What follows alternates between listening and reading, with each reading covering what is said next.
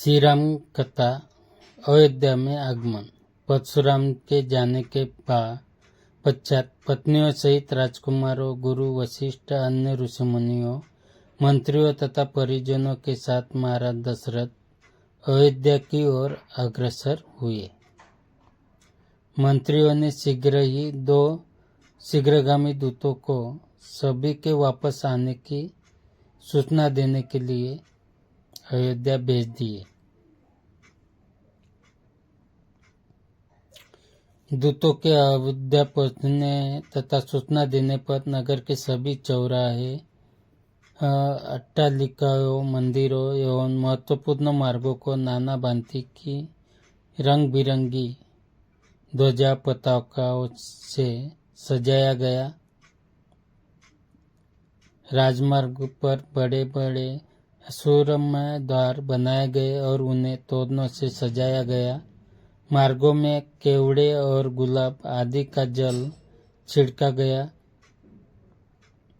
सुंदर चित्रों, मांगलिक प्रतीकों, वंदनवारों आदि से हाट बाजारों को भी बड़ी सुरुचि के साथ सजाया गया। एक अभूतपूर्व उल्लास छा गया सारी अयोध्या में।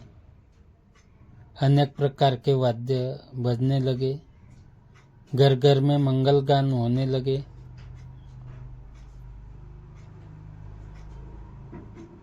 ये ज्ञात होने पर कि भारत लौटकर अयोध्या के निकट पहुंच गई है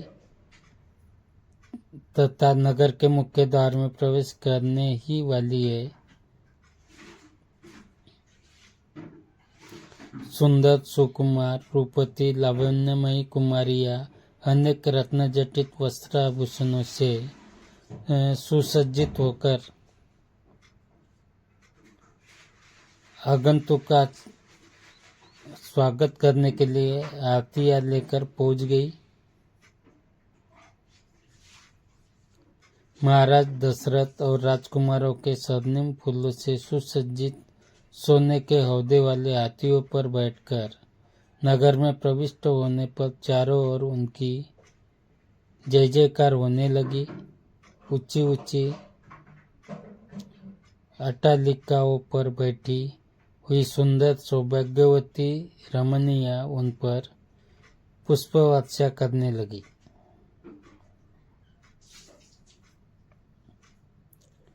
अयोध्या की नववधुओं सीता, उर्मिला, मांडवी, श्रुतकीर्ति को देखने के लिए अट्टालिकाओं की खिड़कियां और सज्जे दर्शनोक्त युवतियां कुमारियों से ही नहीं वरन प्रौढ़ों और वृद्धाओं से भी खचाखच भर गए।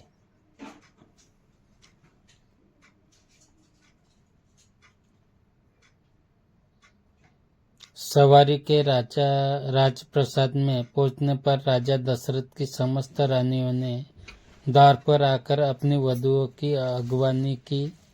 महारानी कौशल्या, कैकेयी एवं सुमित्रा ने आगे बढ़कर बारी बारी से चारों वधुओं को अपने हृदय से लगाया और असंख्य हीरे मोती उन पर न्यौछावर करके उपस्थित याचकों में बांट दिए।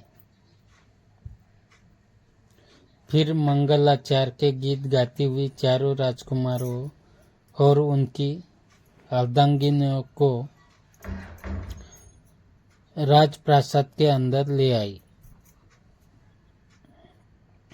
इस अपूर्व आनंद के अवसर पर महाराज दशरथ ने दानादि के लिए कोष के द्वार खोल दिए और मुक्त हस्त से नगरवासी ब्राह्मणों को भूमि, स्वर्ण, रजत, हीरे, मोती, रत्न, गौवे, वस्त्रादि दान दिए।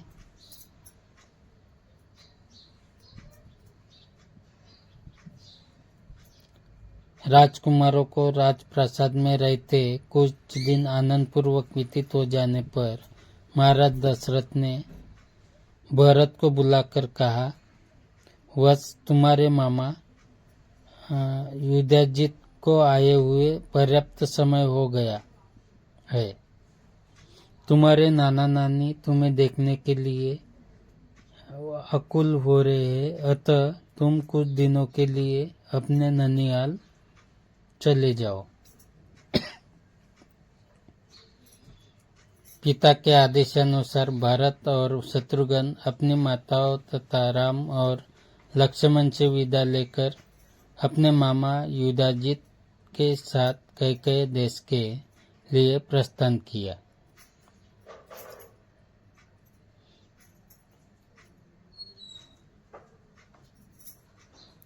राम ने अपने सौम्य स्वभाव, दयालुता और सदाचरण से न केवल अपने प्रासाद के निवासियों का बल्कि समस्त पुर के स्त्री पुरुषों का हृदय जीत लिया था। वे सबकी आंखों के तारे थे और अत्यंत लोकप्रिय हो गए थे। परिवार के सदस्य उनकी विनयशीलता, मंत्रीगण उनकी नीति निपुणता और नगरवासी उनके शील सौजन्य और सेवकगण उनकी उदारता का बखान करते नहीं थकते थे। इधर सीधा के मधुभाषी स्वभाव, सास ससुर की सेवा, प्रतिव्रत्य धर्म आदि सद्गुणों ने भी सभी लोगों के मन को मोह लिया। नगर निवासी राम और सीता की युगल जोड़ी को देखकर अत्यंत प्रसन्न होते थे। उनके प्रेम और सद्व्यवहार की चर्चा घर घर में की जाती थी। यह बालकांड समाप्त हो गया।